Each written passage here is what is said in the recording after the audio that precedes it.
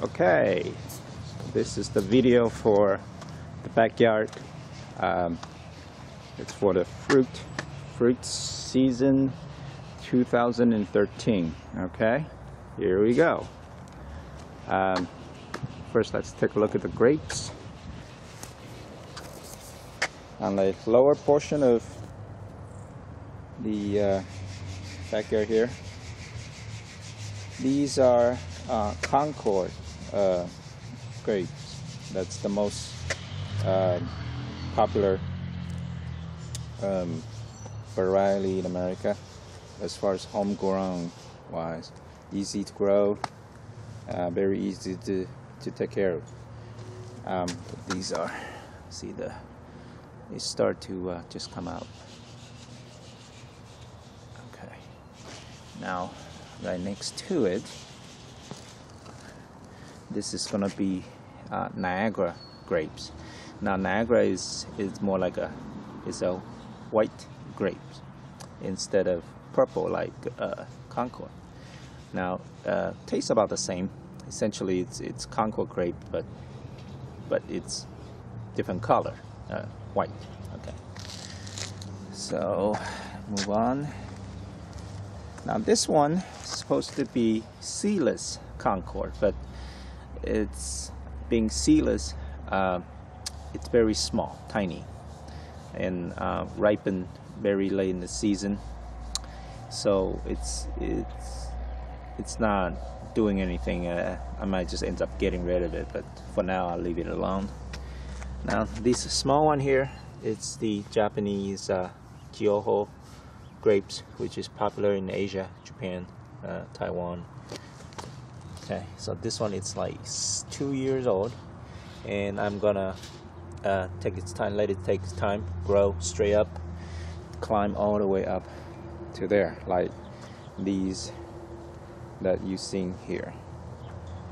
Now it took me about almost 4 years to get those all the way up here. So this year, hopefully, the Kyohos will have a good harvesting. So we can only hope, I guess.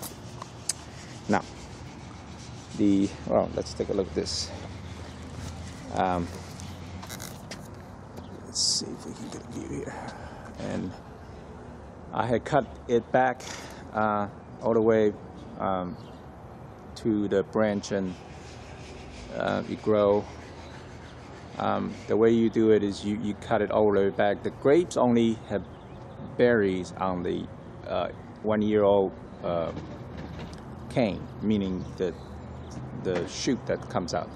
So all these potentially will have 1 or 2 bunch of grapes out of this. So, but actually, we most likely ends up cutting half of it out, so the grapes would be good size. The rule of thumb is that less grapes, bigger the grapes. So, so it's a fine balance between how big and how many. So let's look at that. Okay.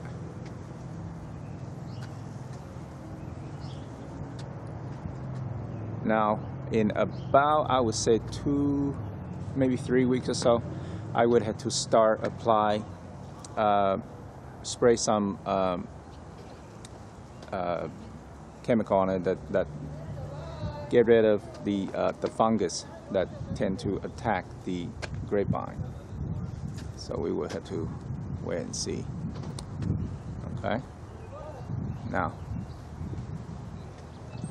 let's take a look at this way.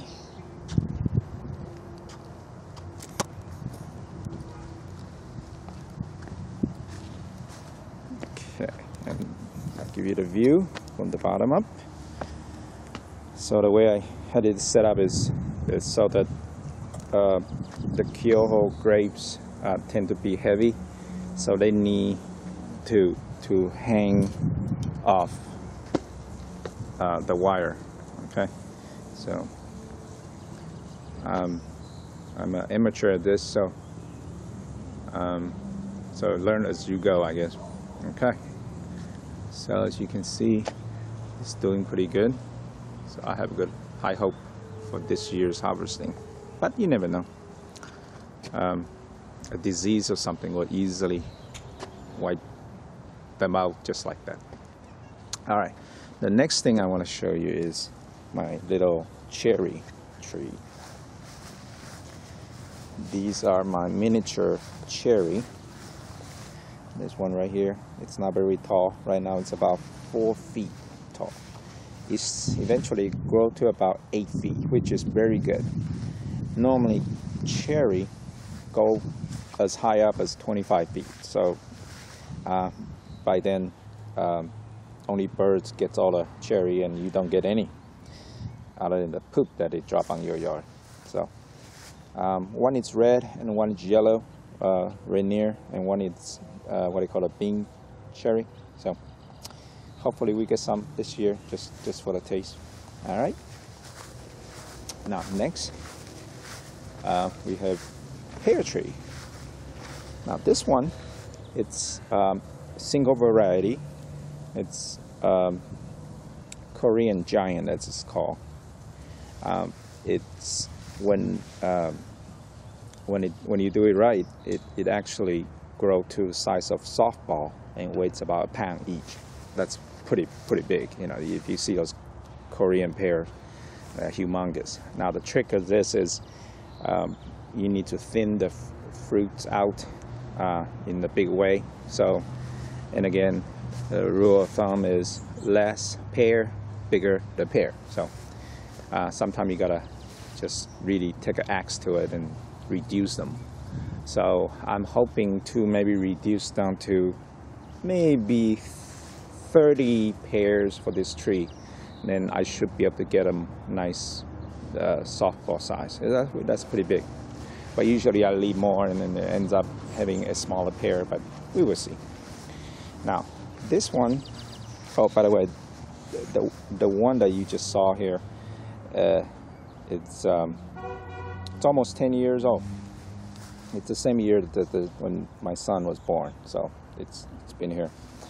Now this one here, it's 3 different type of pear that's grafted to a root system that so it essentially produce 3 different type of pears at different time.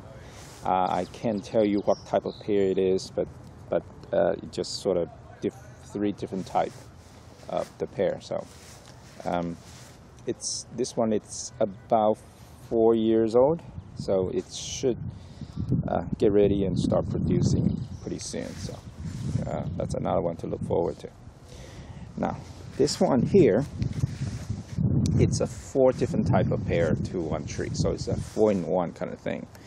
But this tree actually is 10 years old as well. It's the same as the other one, the Korean one that we saw. The funny thing is, another thing I learned is, if you let the pear, if you have too many pear one year, the year follows it. The tree seems to know that it had overproduced the year before. The following year it will not have a whole lot of flower, so it ends up having a lot of leaves. In this case, we have learned out of 4 different varieties, 2 of them this year has very few flowers. That means it's not going to have a whole lot of pears. So, but it's all right. The other 2 has a lot, so it's not like we're going to starve or anything. Okay, so hopefully we're going to have good harvesting, and I'll keep you guys updated. So that's the beginning of fruit season 2013, and hopefully you guys will check back and I have more to show you. All right, goodbye.